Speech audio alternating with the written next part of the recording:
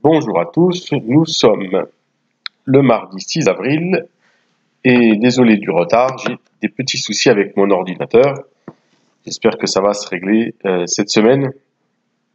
Sinon, il y aura juste un petit peu de retard pour le cours et le travail.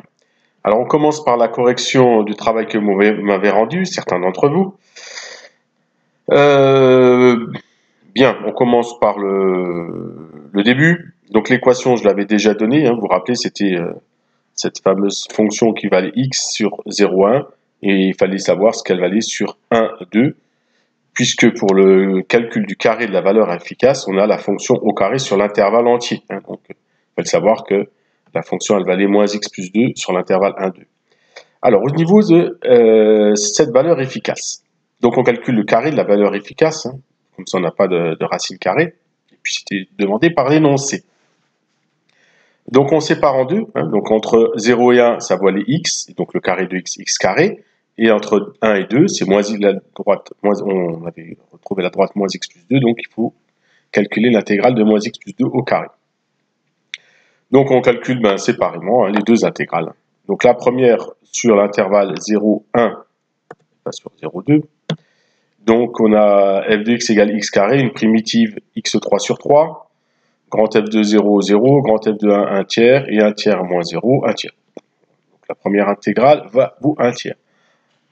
Sur l'intervalle 1, 2, donc première façon que j'ai vue chez certains, on développe moins x plus 2 au carré, donc ça donne x2 moins 4x plus 4, et puis on trouve ensuite une primitive de la fonction, donc 1 tiers de x3 moins 2x2 plus 4x directement.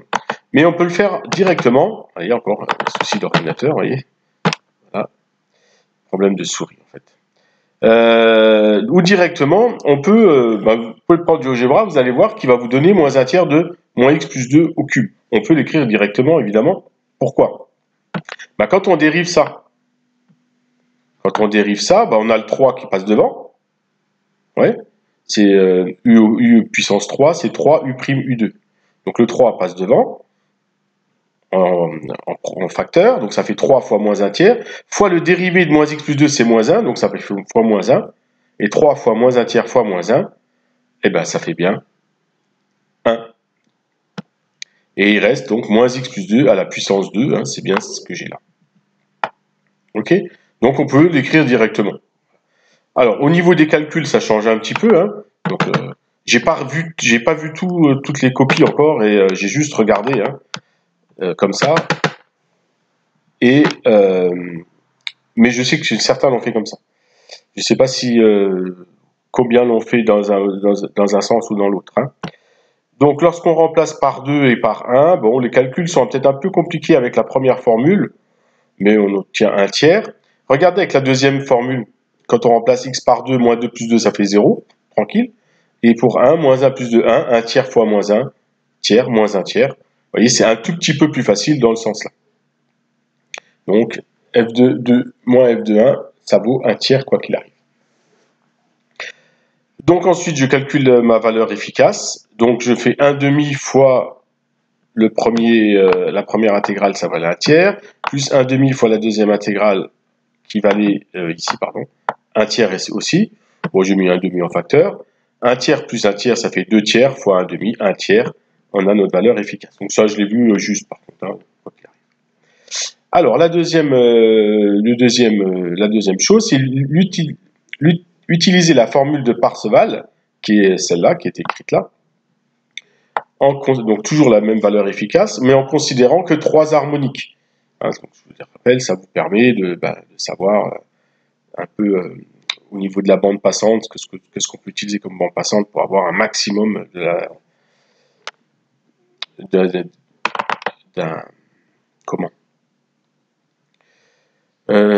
signaux, voire un maximum des signaux. Donc c'est quelque chose qui est assez important à faire et c'est assez utile. Donc on calcule, donc c'est les coefficients, on les avait calculés dans la correction d'intervalle de cours. Donc c'était 1 demi pour le A0, moins 4 sur pi2 pour le A1, moins 4 sur 9 pi2 pour le A3. Donc on calcule tout ça, hein, et on obtient, alors on n'obtient pas un tiers, hein. J'ai vu un tiers, c'est quand même une faute. On ne peut pas avoir un tiers avec des pi qui sont ici, c'est pas possible. Si on veut écrire une valeur exacte, il y a pi dessus.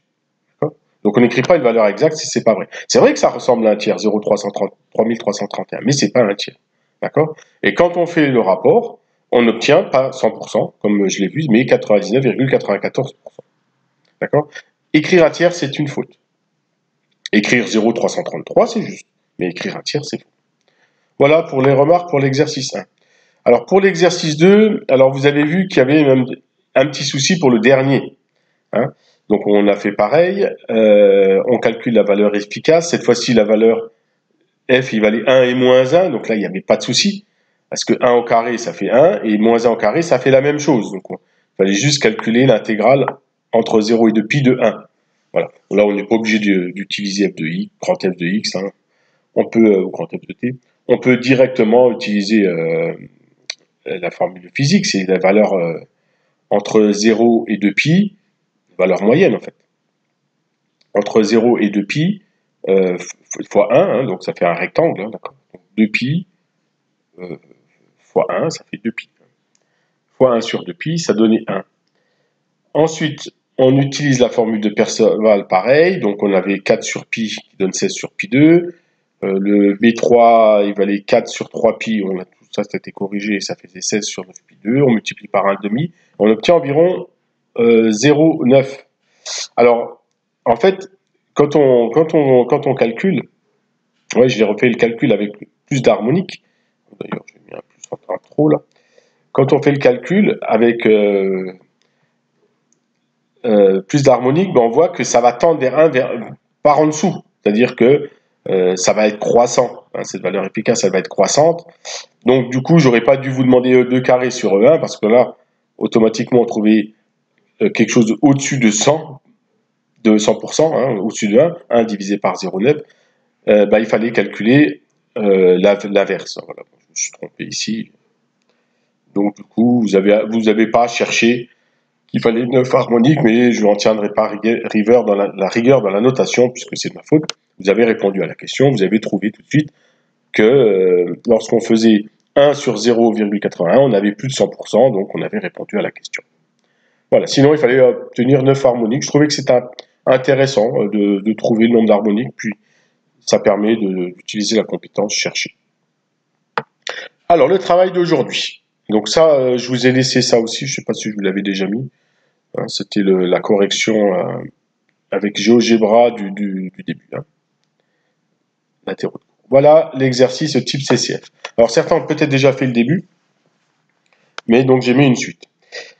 Donc on a une tension aux bornes d'une bobine du moteur qui dépend du temps. Elle est modélisée par la fonction impaire périodique de période t égale 6. Voici cette fonction. Hein, c'est compliqué. Donc d'abord la tracer.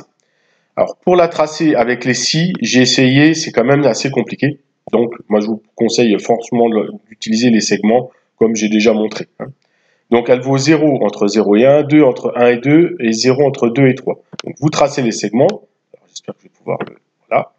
Donc entre 0 et 1, elle vaut 0. Entre 1 et 2, elle vaut 2. Entre 2 et 3, elle vaut 0. Et comme elle est impaire, il n'y a plus qu'à faire une symétrie par rapport au point. Et ça va donner ça. Ok? Donc voilà, on a sur une période construit. J'en enlève. Déterminer la valeur U moyenne. Donc la valeur U moyenne, en fait, c'est le A0 hein, de cette tension sur l'intervalle T. Donc vous n'allez pas la calculer entre 0 et 6, mais entre moins 3 et 3. Hein. D'accord? Ce sera plus intéressant, vous allez voir pourquoi. Ensuite, justifier que tous les AN égale 0, bah ça c'est une histoire de parité, vous le savez. Et puis le beau petit calcul du BN. Voilà. Alors n'hésitez pas à faire comme moi, regardez. J'ai calculé la primitive de x de pi moins x. Non, voilà. Le sinus